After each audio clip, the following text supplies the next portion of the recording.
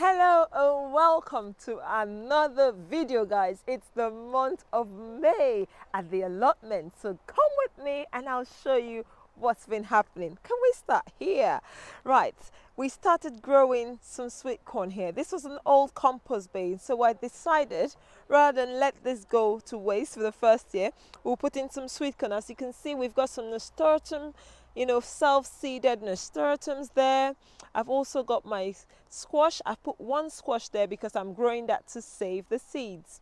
Over here we've got Jerusalem artichokes. Now guys, last video there was nothing here, it was just bare ground, but they're doing so well because we've had rain. The month of May has been full of rain. I'll show you over here. I'll show you over this bed now. Last year we grew carrots here, and I told you in the month of May that carrots did well, but then at the end of the season we had the carrot fly. So this year I decided to put some beets in here. We put beetroots in here and they're looking so good, doing so well. I've got some golden beets at the end and just the normal bold tardy red beetroots here. Over here I did plant I planted some chamomile, but they're yet to germinate properly, so we'll see. And I left this Phacelia to flower. This is my green manure, but the flowers are so beautiful. Look how beautiful they are. They're so gorgeous, guys. Now on this side, beans already germinating here, which is so good. I'm happy.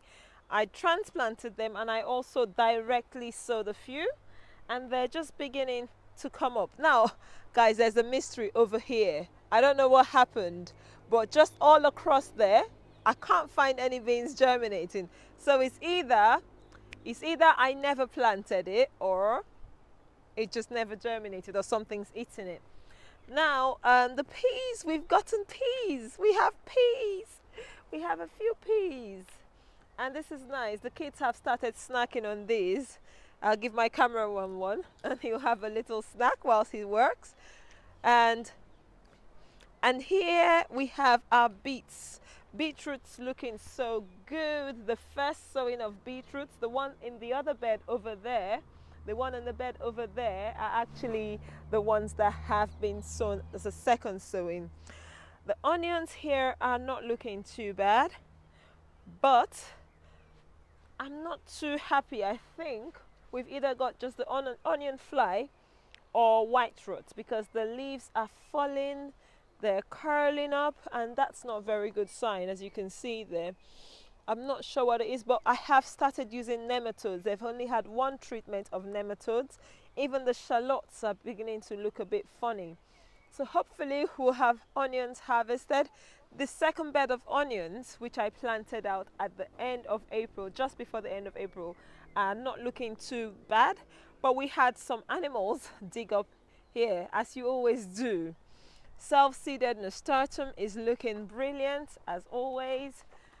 And now over to our tomato bed. This is the main tomato bed. I planted this out when we had a week of heat wave, and you can see their flowers, they're flowering, and they're looking happy. They're looking really happy. No problems here at all. Sweet corn, the main sweet corn bed, these are the Chinese sweet corn, and I have a video on how I planted them out without any hardening of. So I did this and I fleeced over them, and they're looking really happy. No problems, no cold damage at all. The leaves are looking good. I'm sure I mentioned this compost bin is beginning to fill up. So this is what we do here. I have to show these things because this is part of how we grow organic healthy food. So we put our food scraps, I got coffee grounds, and obviously some straw in here. Carrots, the first sowing of carrots I made in this hotbed. I don't know if you remember, this was a hotbed. I had a video on how I generated good heat quickly. It didn't do as well as I really wanted, so I've had to resow some carrots there with the seed tape I make and see what happens. But we'll see what we harvest. Now guys, look at the beauty of this area. Can you see how beautiful this area is? My flower bed, and look at the lemon balm looking so good. Melissa, lemon balm, actually I should do a video. I should do a video about herbs in my garden, because lemon balm is one of those such herbs that you need. It's such a calmative herb. It helps you sleep, relax, and also it's got so many numerous benefits, and it grows so easy. It's just like a mint. Once you put it in there, that's it. It will just keep growing. So I should do a video on different herbs I have in my garden. The calendula over there, the bees are loving it. I've also made a row of them there, so good. Chamomile self-seeded and it's good, and I've got a bit of coriander that's going to seed, which is fine because I'm going to harvest the seeds, and I'll harvest some today. Guys, look at my lavender. I grew this from seed last year. It's looking so good. Look at that bumblebee. Look at the bumblebee. Look at the bee action. Loving the calendula. Loving the calendula. So yeah, this is the little flower patch I have in the middle.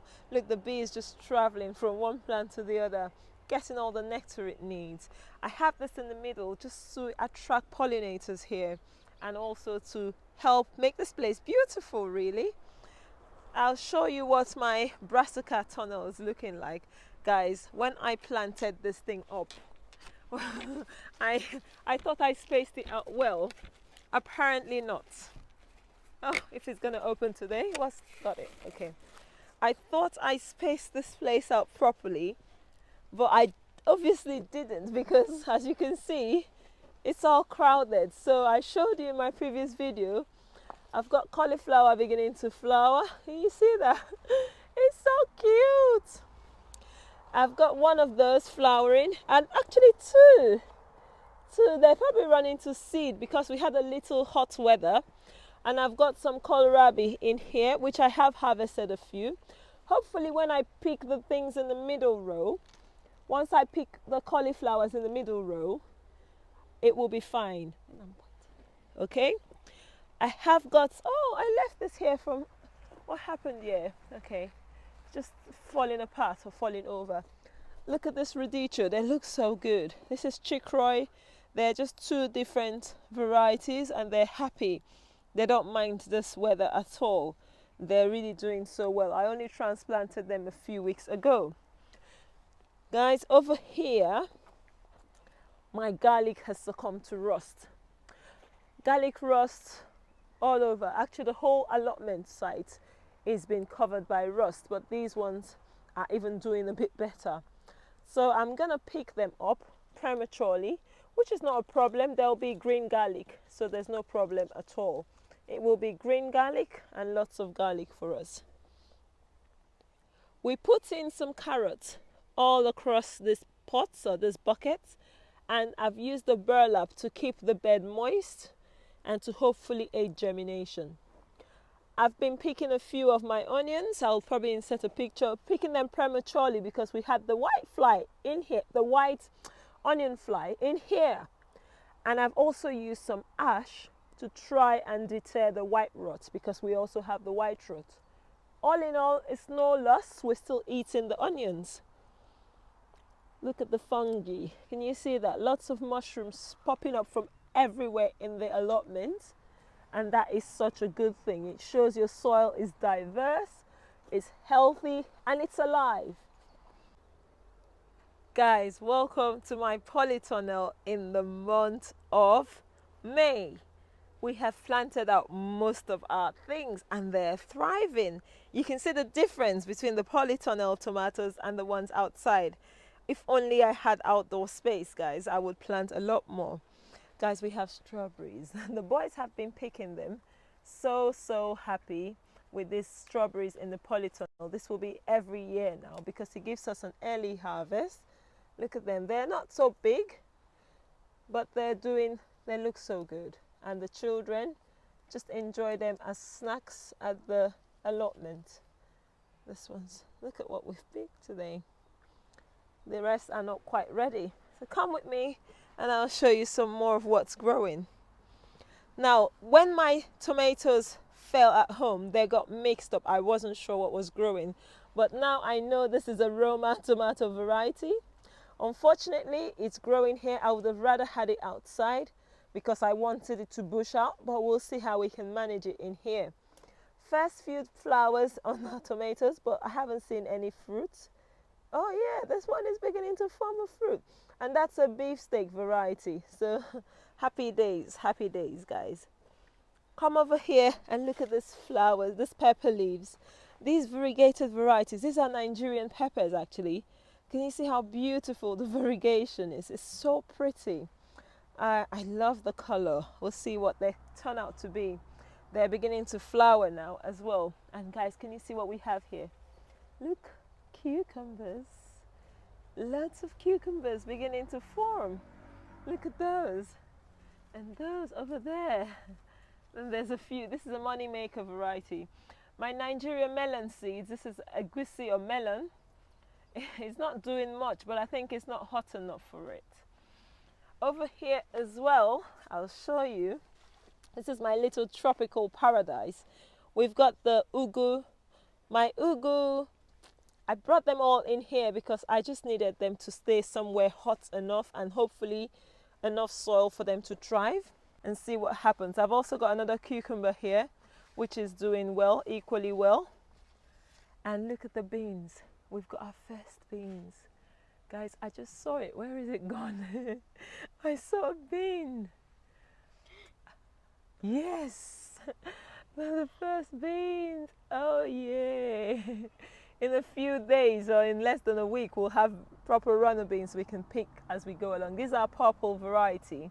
They're just for my first early crop. So look how beautiful the flowers are. Can you see? They're so pretty. I also have the normal French beans there. You see the white flower, okay? And something is beginning to eat the leaves. But anyway, we'll have lots and lots of runner beans soon. Guys, look here. These are my bell peppers. One plant has this many and I never topped it. I think that snapped accidentally.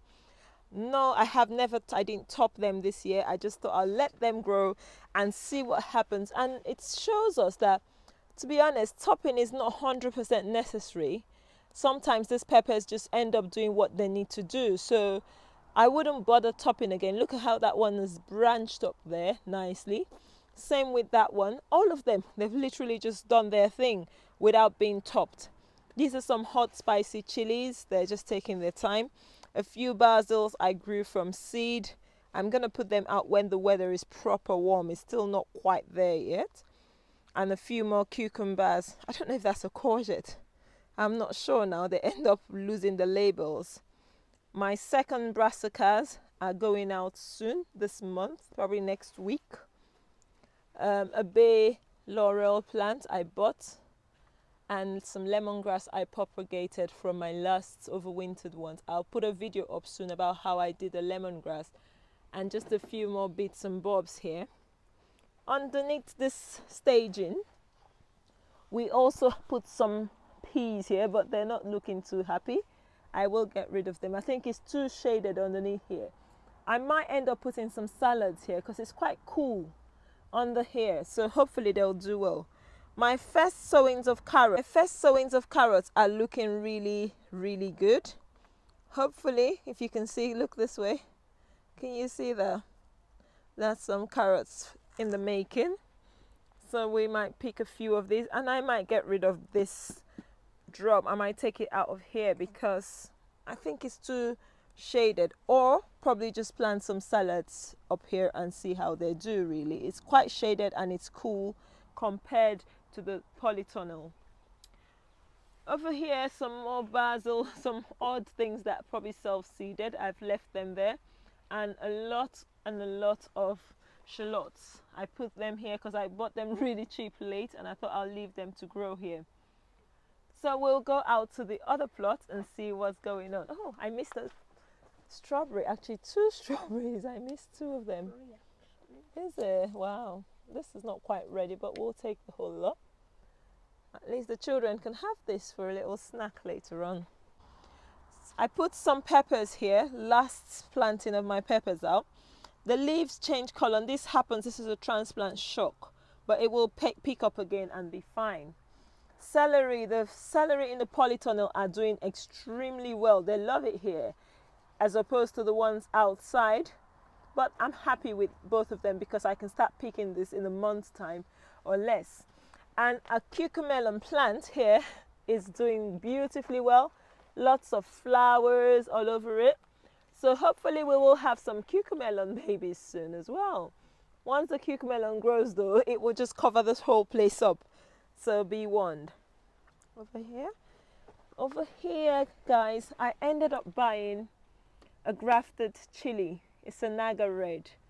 I just thought last minute I'll just buy a Naga chili simply because, hey ho, I didn't plant one of these and I thought it'd be a good idea to have that. And just one more bay and my lemongrass growing there. Temperatures haven't been too bad this month. This is the lowest in a few weeks I have seen. The temperatures in the month haven't been too bad, guys. So as you can see, we've had the lows of 6, but that's just not at the average. The average has been above 10 and 42 highs in here have been the average, which is not bad, which is good for this time of the year. So this is my very second plot. We'll go over to our other plot and I'll show you what's growing there. This plot though is 100% planted out.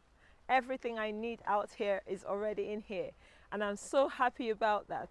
It's taken a lot of time and actually we started experiencing some burnout towards the middle of May. I think I put pressure on myself to make sure I planted it out, but we had good weather and that's the thing about growing food. When the weather is good, you take advantage of it, especially if you're planting out in a short season climate like we have in the UK.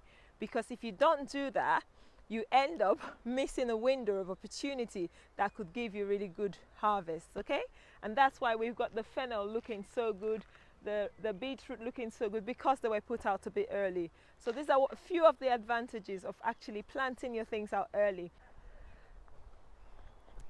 I love coming around to the allotments, just looking at the beauty of the things we've planted, how well they look, and yeah, it's such a satisfying feeling. Our first plot, the very first plot I got, when we came here, it was pure wilderness. But guys, look at what we've done with it. This is just an encouragement that you can make something out of nothing. And yes, it is a lot of hard work. We don't deny that it is hard work, but it's worth it, guys. It is. Our sweet corn here, we've got what we call the 3 sisters. So we planted out sweet corn, some pumpkin, some squashes, and also some beans. They need to be staggered though, because in a few months, the pumpkin will cover this whole place. The beans will need to climb on top of the sweet corn, and that's where they'll be staked, which is such a beautiful thing. So these are about 3 weeks apart, but you can see beans grow so quickly, they're already almost the same height.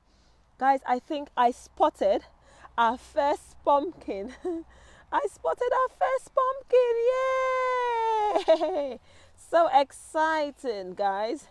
The pumpkins are already forming in the month of May. I believe this is an Anna Schwartz squash. It's a huge squash, okay? They've got the first one there, first of many. It's such an exciting time. It's an exciting time. So this is our 3 sisters bed. We've got the one sister, which is the squash. The second sister is your corn. And the third sister is the beans. These are going to be dried beans, so I'm fine. I'm happy to plant them here, and I'll just take the corn out and then let the rest grow. And you can see some of the beans are only just popping up now, so they haven't long, fully started germinating, which is a good thing. Some are just popping up. This is also something I talked about previously about mulching. Oh, something is eating the beans. Something snuffed that out. This is when it's been mulched nicely with homemade compost. And so the weeds are at minimum. I haven't really weeded this bed since we planted it. And also you have the soil moist underneath. So it's moist. I keep talking about this because it makes a difference to your growing. It really helps, makes your growing easier, less work weeding, and also less time watering, because here we have to water manually. I'll show you some squashes we also have here. We've got a squash bed right here. Now, this is a squash bed. Oh, I foliar fed this and it's burnt. That's interesting. This is also different pumpkins. Look here, we've had slugs causing carnage. They love this one. They've been eating. We've managed to come here at night and actually pick them. So we've managed to pick some of the slugs, which is such a good thing. Look at this, my oregano is doing so well here, and some mints are still thriving because this area, just this area, is slightly shaded. As a result of this, we have a shade here. Some more oregano, and this is my second planting of tomatoes. Now, I showed you my asparagus, and this is one of the reasons I do these videos, because it lets me see how far we've come. The asparagus hasn't ever been this big. The ferns haven't been this big. And I've picked a few times, and I thought I'll let this conserve its energy. So growing the ferns helps it grow better root structure down. And next year, we'll have a lot more asparagus to harvest, hopefully. Now guys, I was telling you last video, my last plots update, these were covered in a bit of mesh because of the pigeons, but now they're going to seed. Even at that, you can still pick them. They're still so delicious. I juice them, and I also use them to make stir fries. I'm gonna pick a few of the Swiss chard because they're still so good, but I am saving them for seed, and they will still grow to give me seed. So I'm just gonna pick a few of the Swiss chard as we go along, because you probably not remember to come back.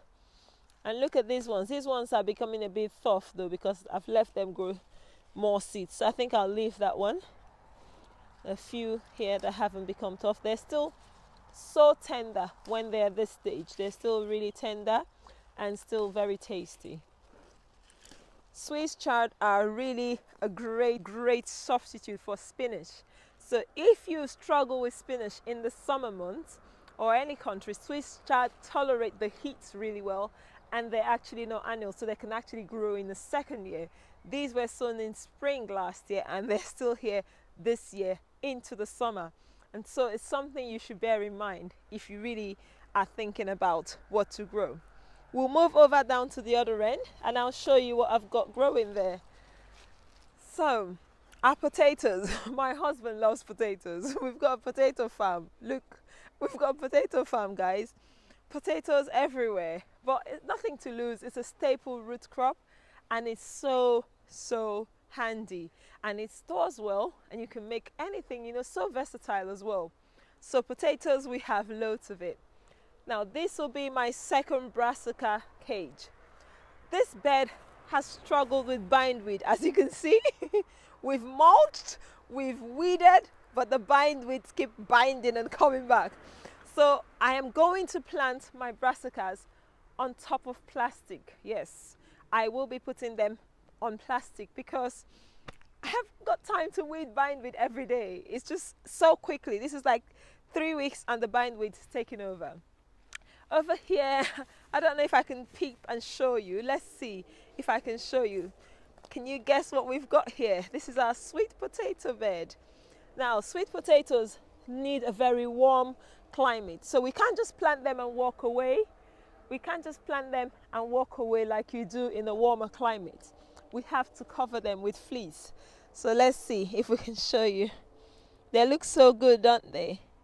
They've been fleeced over, and they'll be fleeced over up until the month of July or late June, and I'll only leave them exposed till September, and I'll cover them again just to make sure they take advantage of the warmth and grow. Sweet potatoes have done well for me as a new gardener, so it's something worth trying. Can I show you what's here? I told you guys we're potato farmers. Yes, this is my potato farm. These are all self-seeded potatoes. All of these in front of you are self-seeded. And my husband doesn't have the heart to get rid of a potato seedling. So he decided he has to plant them. And I thought, okay, just do whatever you like. So we will have lots of potatoes. I think that's the only thing I'll be giving out this year. Potatoes, nothing else. Because look, potatoes, potatoes, and potatoes at home as well. I'll show you at home. Black currants, let's see. We've got a few black currants. Look at those. Not too bad for the first year cuttings. This one hasn't done so well, but there, the ones in the middle, just a few, but the ones on the edges have got more. Yeah, they've got more fruit, so that's so good. Raspberries as well, they're doing so well. These raspberries, oh, that's a big weed, well disguised. These raspberries were gifted. I think this is they were all taken last year, and they're meant to be autumn fruiting, but I'm seeing some flowers here, so I'm not sure if they're just autumn, but those ones are also flowering. Artichoke hearts. Now guys, these artichokes, I think the aphids love them more than me. Lots of aphids, lots of ladybugs. These artichokes, when they first come in, these are actually from seed 2 years ago. So last year, this is the second year when I first got the plot. But then the aphids constantly attack them. But then ladybugs are doing their thing. And that's the beauty of biodiversity. The ladybugs are outnumbered by the aphids, but they're working and they're multiplying. Look at what's happening there. They are going to be multiplying. So aphids, watch out. I have got my carrots in that bed on the mesh, and I will be planting carrots here. So this plot has not been fully planted out. This bed will be more carrots, and that bed over there will be my brassicas. So 2 full beds have not been planted. Apart from that, I think I can confidently say we're over 90% planted out. I wanted to take this kale out at the end of the month of April, but on the last thought I thought I'll leave them, and I think they have made a difference because they attract the pollinators, and also predators can hide in them and attack these aphids. Look at these aphids. Oh, disgusting. But it's gonna turn flowers, and look at, that's a ladybug baby. Yeah, and they're really, they eat more than the ladybugs. So ladybugs are doing their thing. I'm not worried. This, would you believe it, this is one plant. This is one wild rocket plant. Rockets are so easy to grow. The funny thing though about them, they don't do much. They don't do much in the summer. They do give you a bit of salad leaves, but then in the spring they go crazy. They go crazy, and I love them. I think I'm gonna harvest them and dehydrate them because I have a few of these just all over the place, and they're gonna be here till the month, maybe middle of June. So we will have wild rockets, and if you know me, I'm into healing foods. Rockets are one of those healing foods that you should really consider consuming. They're so good. They're brassicas in the brassica family, but they're a lot more nutrient dense than your basic brassica. And so if you can, grow them. And they're easy, they're low maintenance, okay? They start going to flower probably sometime in the month of June. But up until then, yeah, they started flowering here actually. But they'll still give us food. All I do, I pick the flower heads so I can extend the harvest season. So when it's beginning to branch out like a flower, I just pick it and extend this growing season basically. So I will pick, I think I should dehydrate them because I can make rocket powder and have a lot more to harvest. This is the kitchen garden now. This is mainly my herb garden. I'll show you what I grow. So we've got some rosemary here. Doesn't look too healthy, but it's coming back to life. A bit of thyme. And look at this sage. It looks so beautiful. The bees are loving it. I've also got some lavender. I'll show you some more of the herbs I'm growing. We've got some lemon verbena, some oregano, some lemon balm, coriander. I've got a lemongrass here that is just beginning to come back to life. You can see over there. And then we also have some horseradish. We have lovage. It's also called ajwani. That's lovage there, those 2 plants, and they're coming to life, and a few basil plants. But in general, the home kitchen garden is just basically 2 raised beds that I built this year. Last year we were growing in ground, but this year we decided to do the raised beds, and I'll show you why. It was a bit messy and not well organized, and so raised kitchen beds are so good, raised beds, and they put everything compact. Now the soil we really did this on the cheap. We put soil from the ground, we put some compost at the bottom, and then we brought the soil back at the top. So hopefully next year we'll have nice compost here. Over here I have my garlic, and my garlic plants are ready.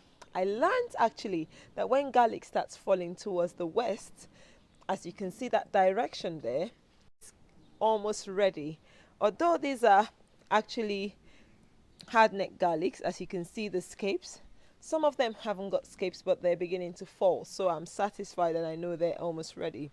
Now this is my strawberry bed, and it suffered a lot of hazards. I ended up having to buy some plants, and then I put bloodfish and bone here, and it burnt them.